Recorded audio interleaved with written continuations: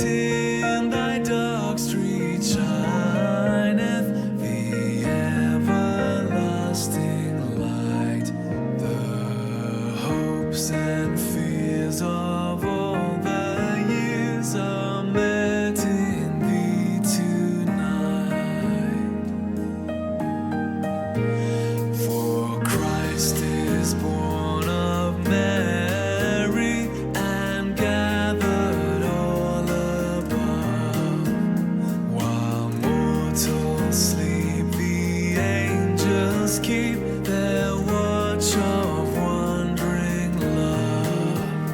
Oh, morning stars together proclaim the holy birth, and praises sing to God the King, and peace to men on earth.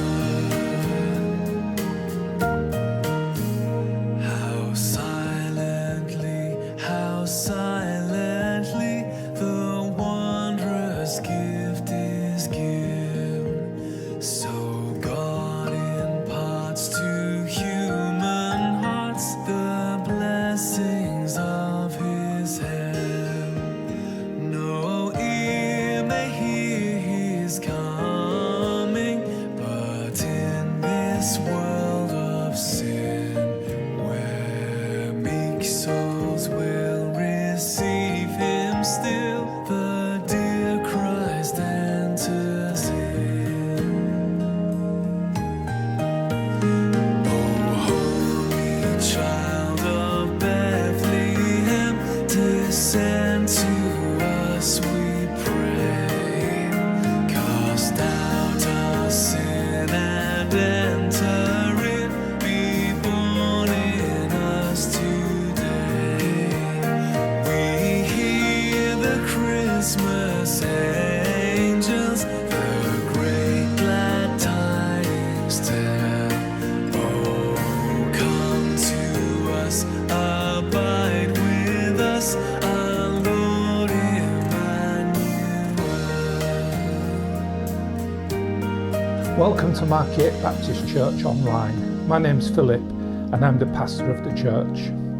Christmas Unwrapped is something that we're running on our YouTube channel during the 4 Sundays of Advent.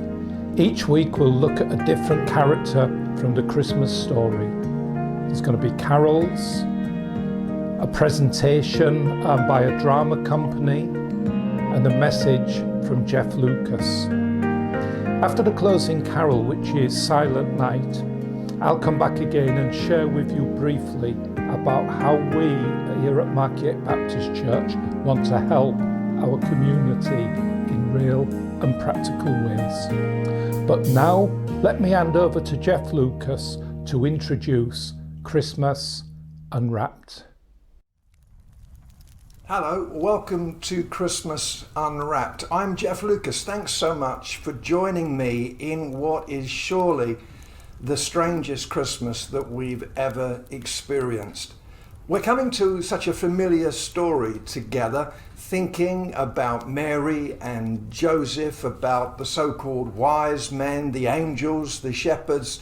A familiar story, but perhaps one that we need to unwrap and take a fresh look at. You see, I'm convinced that in my lifetime there has never been such a need for the story of Christmas, which is not about elves or a chap dressed in red squeezing his way through our central heating pipes. It's not about rocket-fueled reindeer circling the earth in a matter of seconds, but rather it's about Jesus, it's about the hope that comes to the hopeless, it's about light that comes into the darkness. I'm looking forward to unwrapping Christmas together with you. So this is the time of the year when tea towels mysteriously disappear as nativity presentations are put together.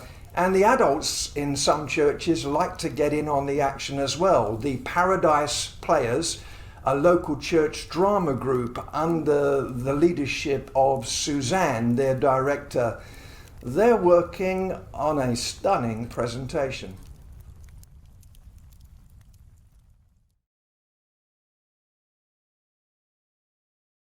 Yeah, mate. Okay, just do it. Okay. Right, places then, everyone, please. I'd like to get underway fairly swiftly today, as we only have this venue available until 2030. 8:30. 8:30? I thought she meant we're here for another 10 years. I can't stay that long. I've got an Asda delivery in the morning, 9:30. Mince pies and everything are coming, you know. Now, thank you, Alan. I'm sure we all cannot wait to see just what you've managed to procure with your very, very talented contacts for the Cyclorama. Yes. Sorry, Suzanne.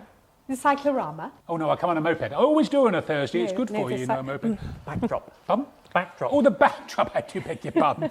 Yeah, well, Ron from Camera Club, you see, he travels all over the world, you know, taking photographs, vistas of cities from everywhere, every four corners of the world. Oh, he's going to Bournemouth for Christmas, you know.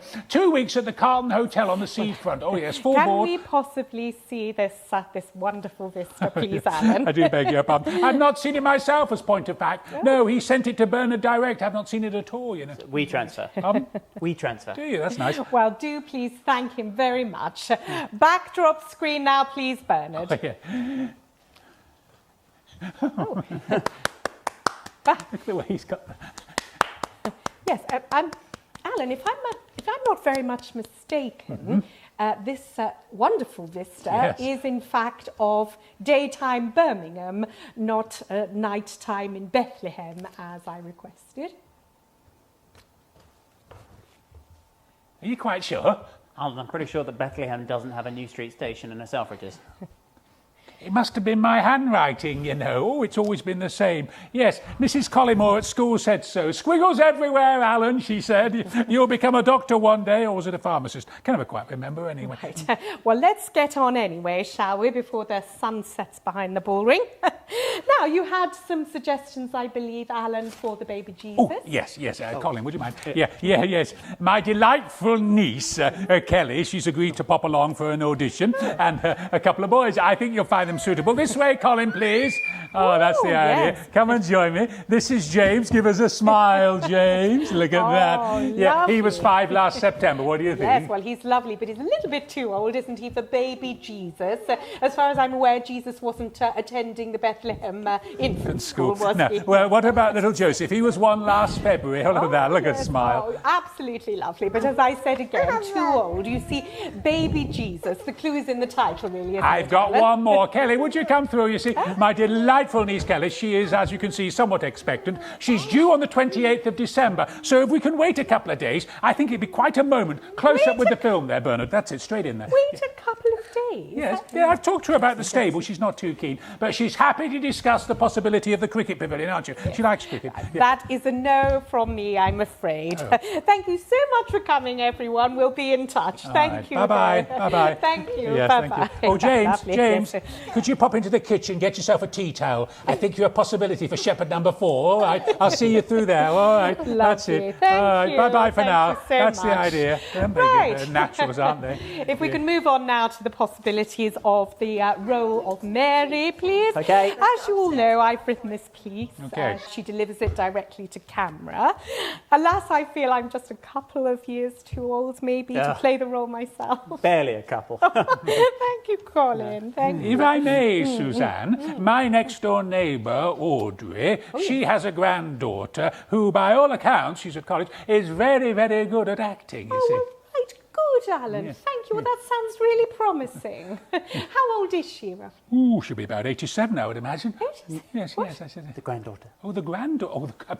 Oh, no, she's about, no, she's 18. Oh, yes, yeah, she's doing very well. They called her Tabitha, you know, after the baby in Bewitched. Do you remember with Elizabeth Montgomery and the twitchy nose? Oh, I used to watch that all the time with my brother. He preferred I Dream of Jeannie with Larry Hagman. People get them confused. I think the Bewitched one's a bit better. But anyway. Right, thank you so much, Alan. If perhaps you'd like to tell Tabitha that we're interested, Yes. I can record the monologue to camera with notes for Tabitha so that she can interpret the character herself. Okay, good. And then she can come for a little audition a week on Thursday. Yes, Will yes. that suffice? I think that's very good. All right, that's lovely then. Thank you, Alan, and thank you, Colin. Take 5. And if you can make yourselves ready, please, for the arrival of Mary and Joseph, and before that, the innkeeper scene.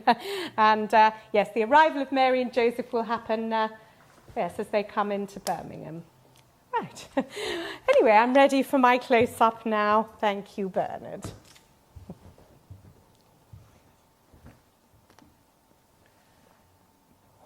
I was captivated, mesmerised, bewitched almost, certainly baffled. I mean, the rural outskirts of Nazareth, and yet here I am, standing face to face with a messenger of God, an angel. He came and entered into my little home, and he spoke just to me. Now, Tabitha, little note for you there. Fear is coming in, and you've got to bring that fear into your voice now for this next section. You see, you're very scared. She's very young, you know. She's probably younger even than you are. So think about it. Why has God chosen to visit you? Maybe jot a few little bits down as well. Process your emotions a little bit. All right. Well, the messenger, he sensed that I was afraid. Do not fear, Mary, he said, for you have found favour with God. What? Me? Yes, he said. Yes. You are to have a child. You will become pregnant. Well, I mean, I had to ask, how can this be? Now, this is a little bit awkward, Tabitha. Think of your age. So young, not even married, and about to have a baby. And not just any baby. You are to have the Son of God. So, think about that. Well, the messenger, he spoke to me in a gentle voice. And he said the Holy Spirit will bring this about. He said that things that seem impossible with him, well, they become possible. So he said, prepare yourself for the story of the impossible. Tabitha, take a moment now to think of the inner turmoil that is going on within Mary. I mean, none of this makes sense to her. She doesn't understand, but she has to humble herself. You know, I've had to do this a few times in my life, not only before God, but sometimes in front of others as well, and that can be a lot more tricky, actually. But she has to. For her, Mary, and for Joseph, you see, there's head and heart going on, and she has to just surrender. She has to just say, she doesn't understand.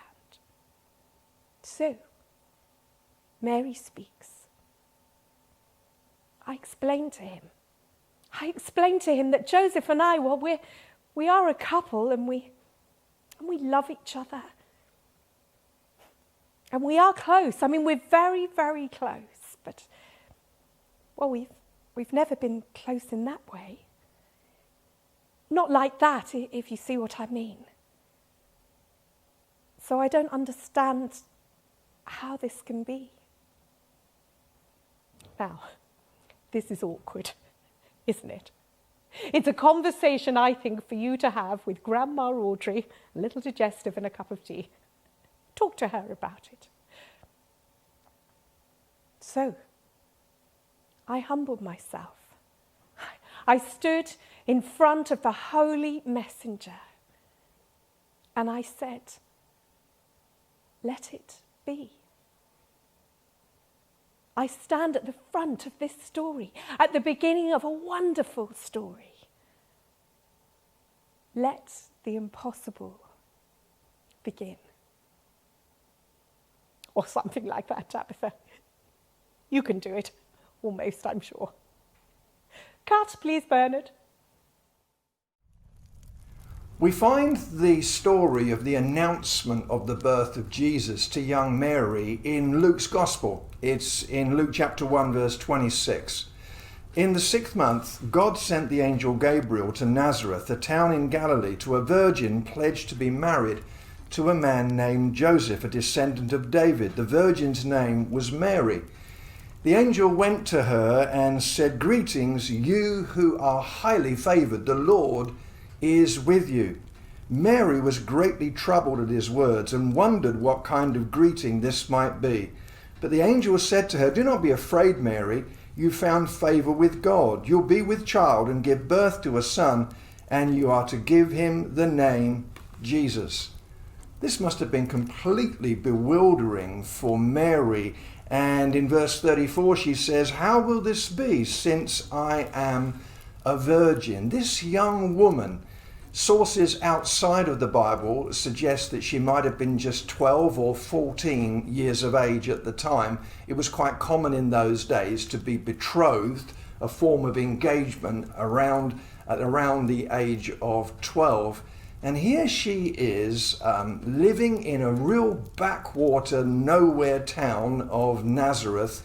The place was really quite despised. In John's Gospel, chapter 1, we hear a man called Nathanael say, "Can anything good come out of Nazareth?" So here she is, a young woman, probably illiterate because education was not freely available in those days to women of her class. Here she is being told that she's been chosen for the greatest mission in the history of the universe, and she's got questions.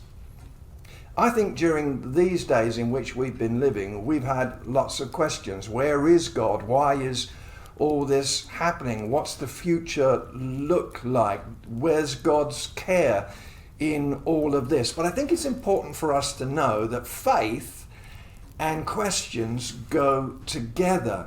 And it's understandable that Mary would have questions because what was being announced was completely humanly impossible for a virgin to give birth. But with God, all things are possible. And then there's a really poignant moment in this story where we read that the angel left her. Now imagine that. She's sitting there perhaps thinking, did I imagine that? Was that some kind of dream? And now there's no comforting words of the angel to sustain her. There's the potential of scandal as well, as an unmarried woman is going to rather obviously show signs of being pregnant. And then she has some explaining to do with her fiancé, Joseph. She's got questions. But in this episode, she also submits in trust to God. "I am the Lord's servant," she says. The word is handmaid or slave girl. She has questions, but she submits and she trusts God. Faith doesn't mean that we won't have questions. I began my Christian life many years ago with lots of questions, and I still have many today, decades later. Faith and questions go together, but in the midst of our questions, we can, with God's help, trust Him, respond to Him, submit to Him.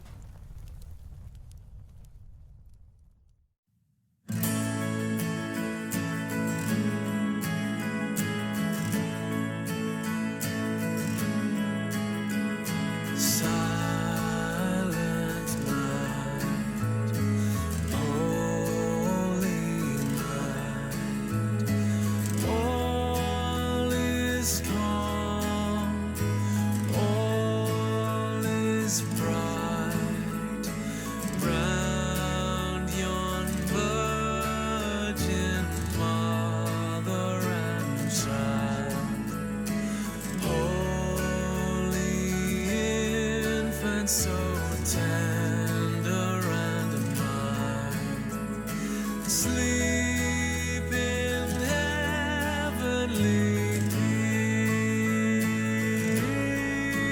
peace, sleep in heavenly peace.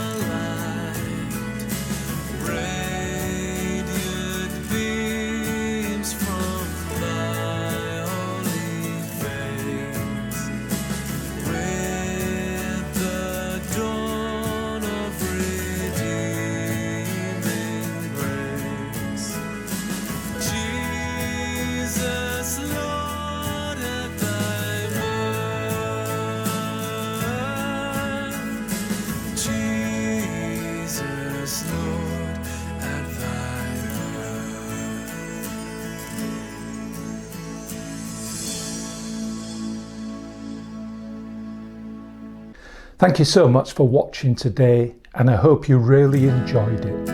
We're back next Sunday with another Christmas Unwrapped, when we'll be looking at Joseph. During Advent, as well as making these presentations, we've also opened up our church garden for our community. At the entrance to the garden there's a banner which says light in the darkness. It's referring to Jesus, the light in the darkness. And then underneath that it says still here to help. And we really do want to help our community in practical ways. And shortly you'll see on the presentation here some of the ways we want to help you in terms of help picking up medication, maybe shopping, a friendly phone call for people who are feeling lonely, and support and pointing you towards other services. So the details are coming up now, and I hope to see you next week. May God bless you this Advent season. Amen.